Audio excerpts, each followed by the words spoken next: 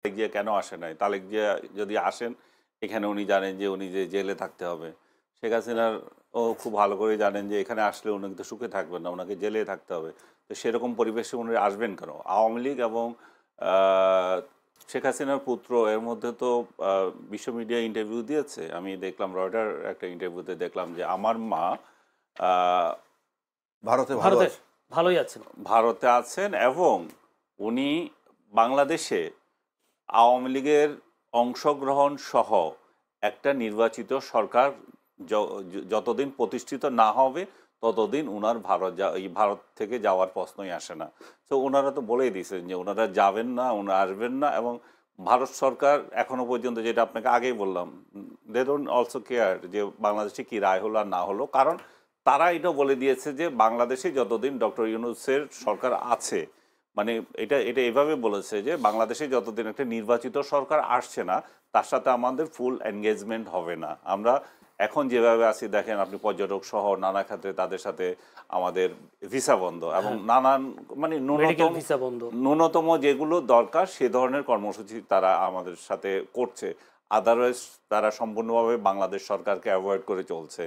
যেটুকু বাণিজ্য না করলে নয় সেটুকু করছে, যেটুকু দাওয়াত না দিলে নয়, যেমন এখন একটা সিকিউরিটি দাওয়াতে যেটাতে দাওয়াত দিয়েছে, যেহেতু সাউথ এশিয়ার অন্যান্য রাষ্ট্রগুলোকেও দাওয়াত দিয়েছে এবং বাংলাদেশও তার একটা সদস্য।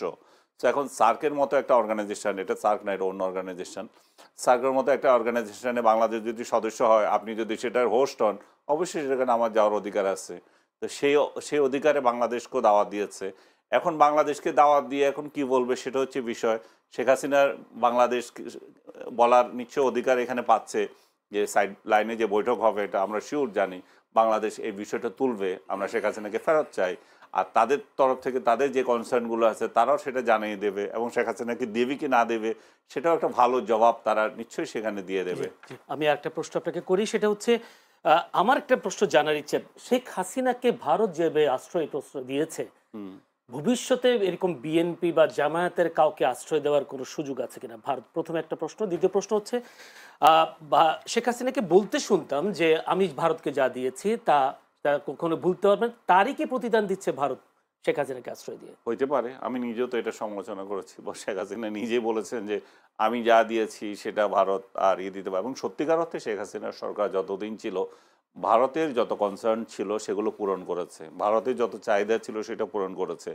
বাংলাদেশ যে পায়নি সেটাও বললেও মিথ্যা বলা হবে। বাংলাদেশ ভারত সব নিয়ে গিয়েছে, সব নিয়ে গেছে। এই যে প্রোপাগান্ডা করেছিল, ভারত তো ভালো করে একটা থাপ্পড় দিয়ে এই 5 আগস্টের পরে বুঝিয়ে দিয়েছে যে কি কি আমরা পেয়েছি। তারা যখন অনেক কিছু বন্ধ করে দিল, আমাদের এক্সপোর্ট যেতে দিচ্ছিল না, তাদের বন্দর ব্যবহার করতে দিচ্ছিল না, একটার পর একটা তারা দেখিয়ে দিয়েছে যে তোমরা যে বলে থাকো শুধু আমাদেরকে দিয়ে দিয়েছো, আমরাও যে কিছু দিয়েছি সেগুলো খেয়াল করো। এখন বাংলাদেশিরা বুঝছে যে ভারতও অনেক কিছু দিয়েছে। বাংলাদেশিরা এটাও বুঝেছে যে যে চুক্তিগুলো করেছে সেগুলো যে গোলামি চুক্তি বলা হয়েছিল, তার একটাও ডক্টর ইউনূস সরকারের সাধ্য নয় যে বন্ধ করেছে, এবং একটা প্রোপাগান্ডা করেছে বরং এই চুক্তিগুলো আমরা বাতিল করেছি। আসলে কিছুই হয়নি, ওই অর্থে বড় ধরনের কোনো চুক্তিই বাতিল হয় নাই, সব কিছুই আছে। তার মানে এখন আপার হ্যান্ডে আছে ভারত, ভারত নিজেরাই বাংলাদেশের সাথে সম্পর্ক রাখছে না।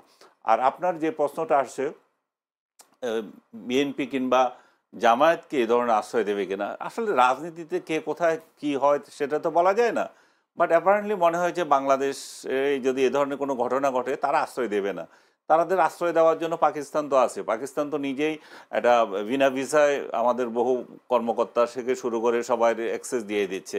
তো তারা তো পাকিস্তানে যেতে পারে, আফগানিস্তানে যেতে পারে, যাদের সাথে সুসম্পর্ক আছে। এবং এই মুহূর্তে 5 আগস্টের পরে আপনি যদি খেয়াল করে দেখবেন, পাকিস্তান থেকে অতিথি আসার একটা বন্যা বয়ে গেছে, পাকিস্তান থেকে শিল্পী আসার একটা বন্যা বয়ে যাচ্ছে।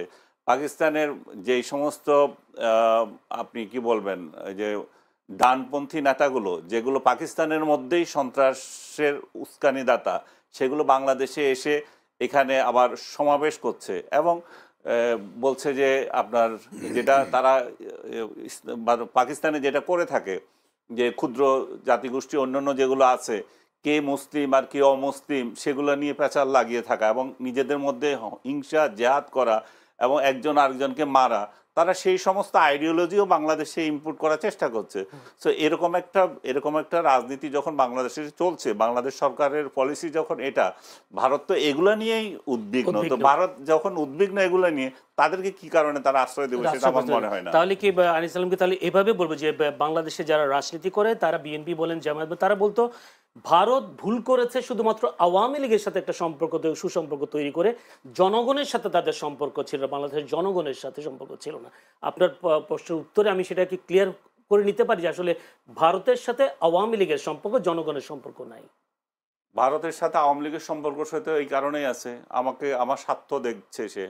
আর ওইখানেও তো একই, পাকিস্তানের সাথেও বিএনপি আর জামাতের সম্পর্ক এই জন্যই আছে, আমার স্বার্থ দেখছে।